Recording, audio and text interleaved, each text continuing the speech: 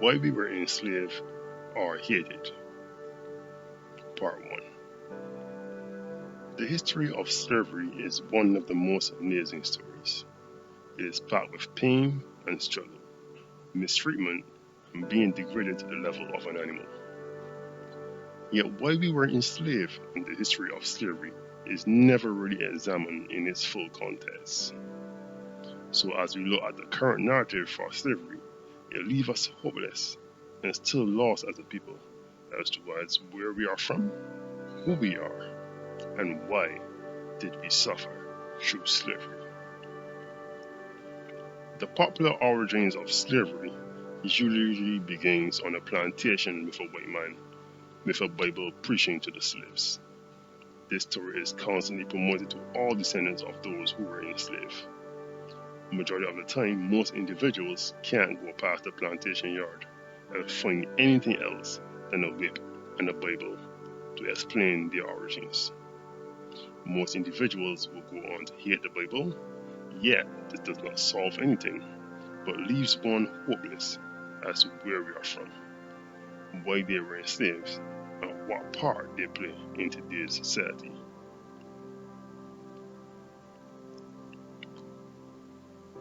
After the plantation story, for those who want to go further, we are told we are Africans and we were stolen from Africa and brought to the West after being an uncivilized bunch of animals.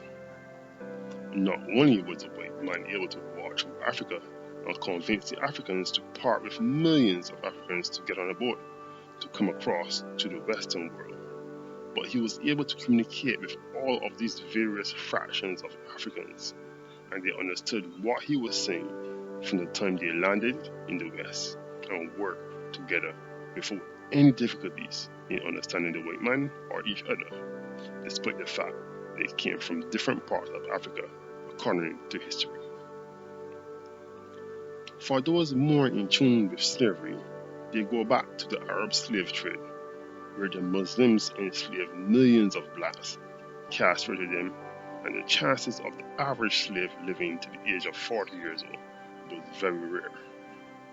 Not only do we find the Arabs owning slaves, but the Ethiopians who only abolished slavery under Selassie, who was forced to by the Western world. Many other African nations also owning and trading slaves partook in the slave trade for financial benefit. Which begs the question, why did the Africans enslave their own if they were indeed Africans? Why did the entire world partake in slavery of these people? Not only were the Africans, Arabs, and Europeans taking part, but the native Indians also played a part in slavery and the enslavement of Africans when they arrived in America. However, slavery by native Indians was not long lasting or having an effect as we see today with whites and blacks, as native Indians were turned on by the Europeans who took over the native Indians' land and pushed them more inward. Today, of course, we have many individuals struggling with an identity. At first, they were African Americans, Pan Africans, then one was originally a Muslim, even though the Arabs owned slaves. One was the Native Americans also, and many other identities later claimed. Today, we have many individuals who are also saying they are Egyptians and descendants of the great Egyptians who fell over 2,000 years ago. Yet this has no connection with modern history to give one a good defense as to why we were enslaved. After slavery was abolished, very few African countries opened their doors to the descendants of slaves, and some opened up became very hostile countries. We have the situation with Libya, where some African descendant slaves were actually convinced to return to Africa because they were told during those times that was where they were from.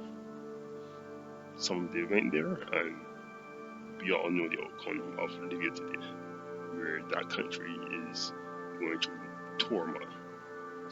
Yet, few African countries actually allocated land mass to slaves. We have a situation where most countries will encourage blacks to return, but it's usually done on an economic basis, where an individual can return to a country and you can purchase a slot of land, but yet you have to invest in the country. So it isn't a situation where African countries are going to come together and allocate a large piece of land for blacks to return to Africa and settle. Usually in life, there's usually a motive behind why a person does something. So we still are faced with the mystery as to why did these people go into slavery? Who were they? And why did Europeans, Africans, Arabs, and native Indians thought it was better that these people should be in slavery as opposed to being free? This part of that question will be answered in a following video as we seek to examine more into the history of slavery and why we were enslaved.